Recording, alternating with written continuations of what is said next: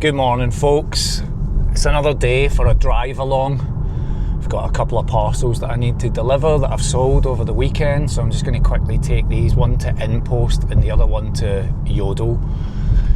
I try and give as many options as possible on these platforms just because it helps with people buying the packages and deciding where they want to collect them from, right? They kind of give you the advice of trying to give as many options as possible. However, I have tried to limit that a little bit just because it's such a faff going all the way around the place trying to drop off packages. So this morning's for InPost and for Yodel. So 2 stop-offs and then back home. And then today I need to do the task of phoning my mobile phone contract, Yvonne's mobile phone contract, and our broadband services, and giving them notification of exit from the house. I'm going to do that later.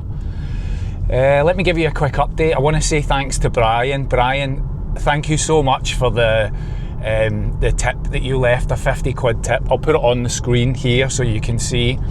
And then he dropped me a little message on a follow-up comment just to say, could I get Matt some food? So I just want to pick up on that and say thank you for that donation. I appreciate it. I'll show on the screen here, Yvonne kindly went to the supermarket yesterday whilst I was doing a few things. Matt, who's got my telephone number now, I've given him my number so he can stay in contact and if he needs anything. And he's been, I can only say this, from the engagement that we've had, he's not trying to take the piss with endless requests, and he's literally just asked for a couple of things which we fulfilled yesterday. So that was ibuprofen that he needed for a back injury he's dealing with. We got him about a week's worth of food, so cans of soup that he requested, there was milk, there was water, and we got him a little padlock for the tent that we got him so that he can kind of lock it up and disappear for a little while. And what else? Oh, a whole chicken for Daisy and a little bit of chicken breast for just to add into some of the food that Matt already had. So Daisy's well looked after. I walked along to see Matt yesterday because it was pretty heavy rain. There's another guy that I don't know called Mark who's passed by, seen Matt, and has taken him a jacket and a couple of things just to keep him warm, and is floating around also keeping an eye. So I think Matt's good on that front. I don't really want to overshare all this stuff. I'll put a text message here. He's had a night's kip. When we walked along yesterday, we got him a sleeping bag, big massive sleeping bag that Yvonne and I had used at Glastonbury, like a double for 2 people. So he's been wrapped up in that overnight. Sent me a text message this morning saying he's had a great night's sleep, very grateful. So I can't fault this kid for his communications. He seems like a sharp young guy that's just fallen on hard times. And I just want to say this, nobody needs to send me any more money for this, all right? Everybody's good, I'm good, he's good, he's got food, and when he needs anything else he can get in touch with me, but for now everybody's good. So I would just like to extend my thanks to you for just being such a great audience, crowd, viewers, people that follow this channel, and being willing to help out somebody else. So thank you, but don't send any more money. Everybody's good. I don't want this to become a thing. Okay, that's covered. What else? So yeah, I'll go home and I'll take care of some of these bills that we've got, giving them over a month's notice to cancel contracts and whatever else needs to be done. So council tax, we'll have, I think we've paid this month, so just next month's payment and then we're done. The telephone contracts, the broadband, water, oh yeah, the water companies, so aren't they doing really well right now, the water companies. A mate of mine who worked with me at the past company that I was made redundant from, he left just because he'd had enough of it and he's gone to work for one of those water companies. It's hilarious because he basically left the company I was at because of how bad things were, to go work for a water company where they're actively pumping shit into the water system. So he would rather give up a job at the company we were both at to go and do a job where a business pumps shit into the water system. That's when you know things are bad, right? That's when you really know things are bad, when you reach that stage in job situations. Right, first stop off, inbox. Let me go and deal with this, and also let me make sure I don't put the key or something in the locker like the last time, remember?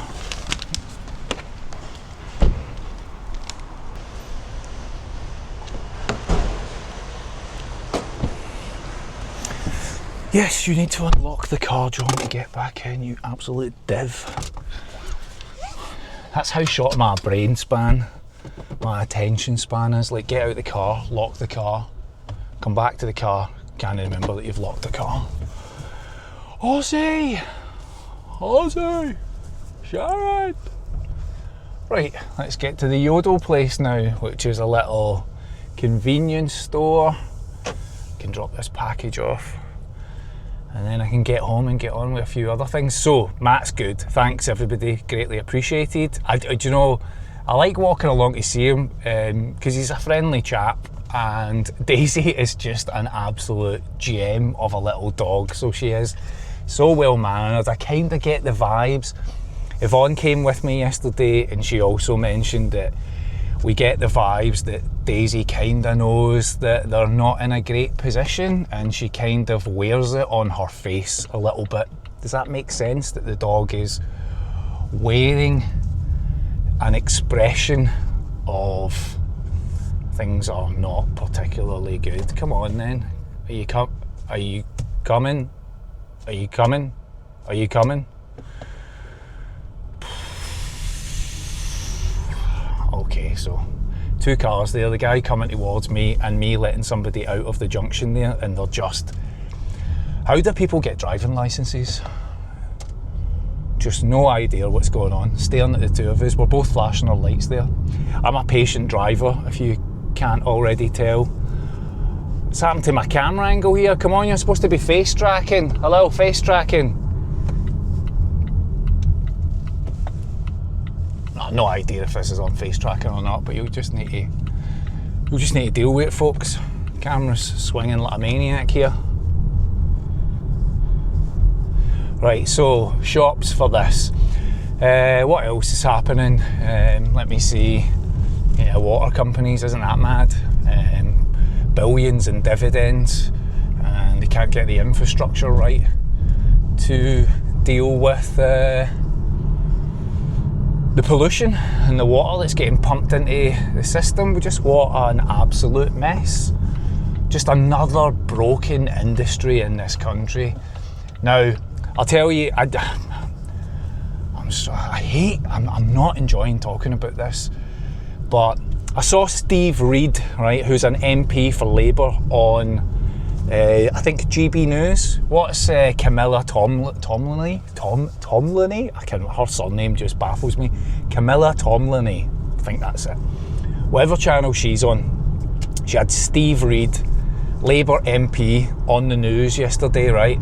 And she was asking him about the Afghan situation, and the Telegraph has just ran a news story about the people that have been brought in, and one family, just one family, or one guy of the 24,000, hello, I'm still here, just one guy of the 24,000 has brought a family with 150 people in the family. Does the Home Office now need to reassess those who have come in, not least after the Telegraph has run stories saying that some of them have brought in 150 relatives, and find out that the people who have come here from Afghanistan aren't linked to terrorism? Well, as I understand it, there have been biometric tests conducted of people who came in through this route, and those claims have not been substantiated. So as we understand it, those problems are not real problems, but of course there needs to be a comprehensive review of what has happened, every single aspect of it. That is best done by the select committees in the House of Commons. They're cross-party, they operate under the public gaze, so we can all see exactly what has been happening, and then we can allay the kinds of very real concerns that you've just put to me. Okay, but sorry, should I just clarify that? Are you saying you're not concerned that any of these people that have come in as a result of this leak might not have the best of intentions towards Britain? I say that because one Afghan colonel, who did indeed help the British but was left behind, meanwhile, so we had one Afghan colonel who helped but was left behind, so some of the people that have actually left, that helped us, have been left in Afghanistan. Yeah. Meanwhile, we've had others coming in, Well, Camilla, including someone with 150 family members. If that includes fourth cousins and distant in-laws, how on earth can we be sure what their motivations are? We can't be sure, can we? Well, Camilla, I'm very concerned about this, extremely concerned about this, which is why I want those selector committees to carry out this work and find out exactly what has gone on. All I was saying is that the information that I have been given is that there were sufficient checks on the people coming in to mean that those fears you're raising are not the case. But of course I'm concerned about it. Of course I want there to be a light shone on this, so if things have gone wrong, we know exactly what those problems are. 150 people. Remember, they don't have to be blood relatives. They just have to say, "Oh yeah, I'm with him." 150 people. The average that's been shown now is 8 that they tell us. That's what they say, that the average is 8.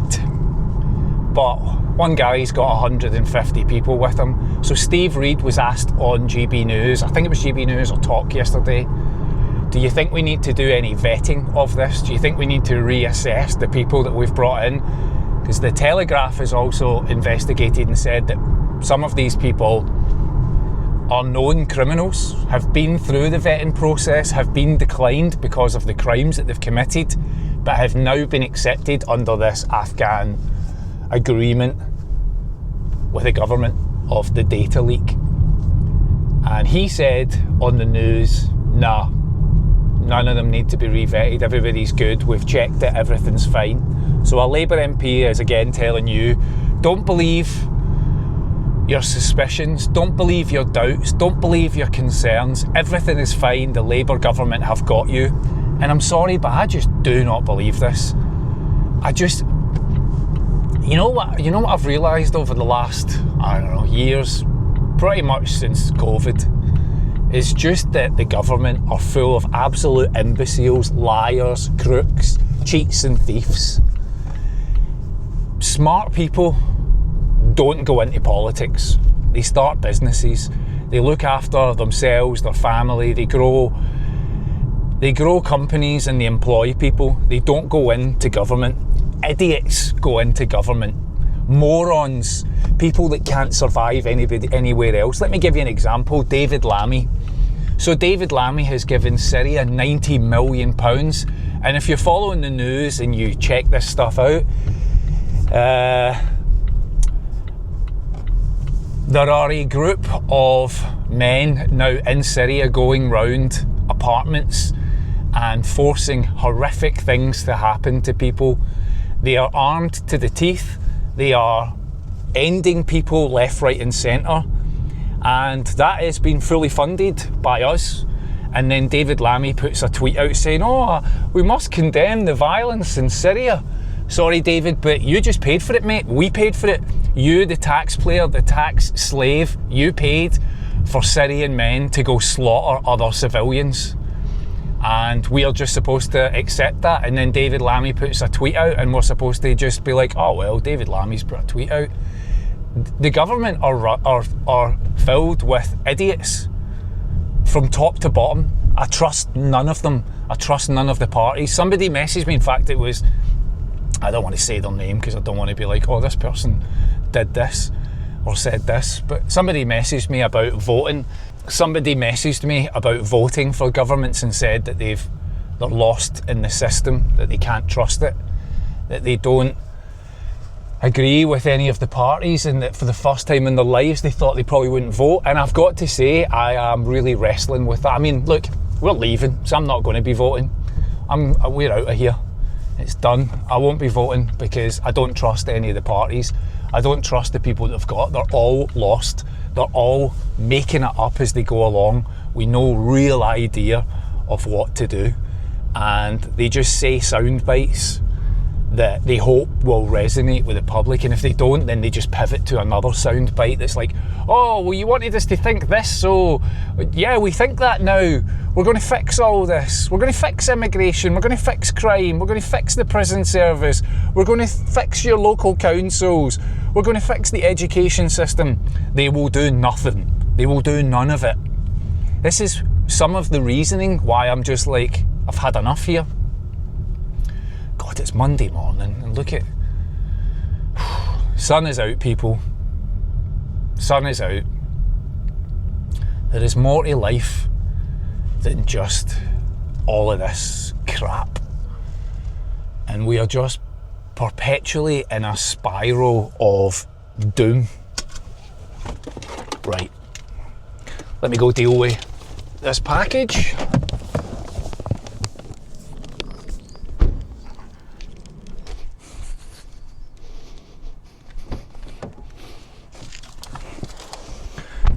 Yeah, somebody else messaged me and said about the last couple of topics. Careful, John. This could all get a bit depressing. Yeah. No shit, man. This could all get a bit depressing. I hear you. I am heading for the door, the exit, the way out, the emergency exit, because it is all getting depressing. And I've watched my poor dad go from a sprightly retirement at 60 to death at 77, and go from health to illness in that time, very quickly actually, within 6 months. And I just watched all of that and thought, so what is the motivation for me to absolutely kill myself for salary and earnings and trying to survive, just to hear Rachel Reeves say, more tax? Oh, sorry, it's more like, we're going to have to, more tax, because she's like a T1000. That's what I think she is. My job as Chancellor at 12 o'clock on a Wednesday is to be at PMQs next to the Prime Minister, supporting the government, and that's what I try to do. Keir Starmer is a T2000 robot. He's the upgraded model and still dull as fucking dishwater. And Rachel Reeves is the T1000, the model before. That's the model that can't remember what jobs they've done in the past. Their memory system isn't quite so good, so when they get asked to do things like fill in a CV and tell people where they've worked, they can't do it because her model's not got enough RAM to remember the jobs that she's done over the last couple of years. Keir Starmer, the T2000 model, the T2000 model, the problem it has is that it only has one directive, and that's a human rights lawyer. But it's only human rights for anybody that's not British. It's only human rights if you're maybe like a seriously dangerous murderer and you're about to get deported. Keir Starmer steps in to keep you in the country, because that's what he does, right? So he's the T2000 model, but you listen to Rachel Reeves and you're like, God almighty, how did we end up with this droid? Because again, going back to what I said before I got out of the car, only idiots run for government, because they know as they're going through the education system and they're applying for jobs that they're fucking idiots. And so as a result, they're like, where's the only place that fucking idiots can survive on a decent salary and make a fortune, be millionaires? Rachel Reeves is a millionaire. Keir Starmer is a multi-millionaire. So where's the only place that you can do all of that and still pull it off? And that's government. So to the person that said to me, careful John, all of this is getting quite depressing, I'll remind you of that when I head to the airport to leave in mid-September, when you're probably the same person who'll be like, oh, it's just another traitor, we don't need people like you in the country. I'll be like, cool. People like me don't want to be in the country because we've been run into the ground. We are the tax slaves. And all I can say to all of that is, I'm just sorry for people that have to stay and put up with it. You have my deepest sympathies about having to live through this shit. I'm going to, in a video very, very soon, give you a breakdown about that 6-figure salary that I've talked about, what I earn and what it cost me to live in the UK, and with a view of what that might be like as we get out of here. So I am going to be transparent and share that with you so that you can see what it's like to be a 6-figure salary earner in the UK, what you get top line, what you get after tax, what I get after I buy my weekly or monthly shopping, pay for my car, pay for car insurance, pay for electricity, pay for a broadband connection, pay for my water services, pay for council tax if I haven't said that. I'm going to show you all of that because I believe in transparency. I know the government say that. That's why I'm not running for the government, because I would just need to be a liar and say, oh, this is all about transparency, and then be like, smoke and mirrors. By the way, back to that Steve Reid thing. This is why I think, again, the smoke and mirrors, right? Steve Reid sat on that interview and said, the Labour Party has reduced the cost of hotels by 30%. Where have the people that were in the hotels gone, Steve? Oh, you don't count private properties. You don't count, like Matt said to me the other day, the Northampton Council are hiring barges to put homeless people into those barges. So you're a homeless person, you can go into a barge, you're a migrant, here's a 5-star, 4-star, 3-star hotel, here's some free cash, here's some driving lessons, here's some passes to go to Alton Towers, here's some free food, free dental, free education system. I've been out of work for all of this year. I don't get anything free. Nothing. And why? Well, you've got some savings in the bank, so fuck you. You don't count, you don't need any help. But I paid into the system. Tough. You paid into the system for everybody else. So Steve Reid said, oh, Labour Party have reduced the housing costs or the hotel costs by 30%. Then why do we need to put tax up? Oh, it's just because you've basically bought housing for them. You've bought new properties, you're building new properties, you're building apartment complexes to put migrants into. So somebody also said to me, don't be one of these people when you leave calling yourself an expat. No, I'll be an immigrant to whatever country I go to stay in. But here's the difference. I'm taking money with me. I'll pay my way. I will rent. I'm not reliant on a government. Tell me one thing. Which country can I go to where I can claim political asylum from the British government? Because I feel persecuted here. I know, controversial. People from other countries are fleeing wars. What war is there in Pakistan?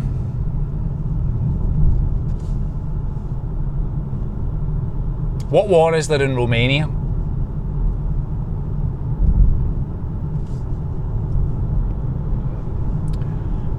People are economic migrants, here for the cash. By the way, last thing on this and then I'm ending this video. Did you see the story about the 2 migrants caught in a migrant hotel making OnlyFans content? The guy had a full camera set up and he was mid-job, he was mid-booking with a migrant woman in his room when he was caught by staff, and the room was filled with toys and filming equipment and lights and making content for OnlyFans. There's 3 industries in the UK right now for illegal migrants: Deliveroo, Just Eat, Uber Eats, 4, and OnlyFans. All happy to employ illegal people through one loophole or another, and we are paying for all of this. So those are a couple of stories that I read about over the weekend. 2 migrants making OnlyFans content with a woman, so technically 3. I don't know what her involvement was, whether she was getting money, whatever. Steve Reed giving us the 30% cost cuttings in hotels. Oh, amazing. And the 150 family members coming into the country with one Afghan person who was allegedly helping out the military, helping out our army. Can't help but feel we're being spun a lot of shit. Daily, gaslighting, daily. Every time there's a tweet, every time there's a news story. Maximum gaslighting. Maximum gaslighting. Right, I'm almost on my way home. That's it for today. Let me know down in the comments. John, you're ranting too much. John, this is depressing. John, can you tell us a fun story? Have a great day, everyone. Look after yourselves and each other. And I'll see you in the next video.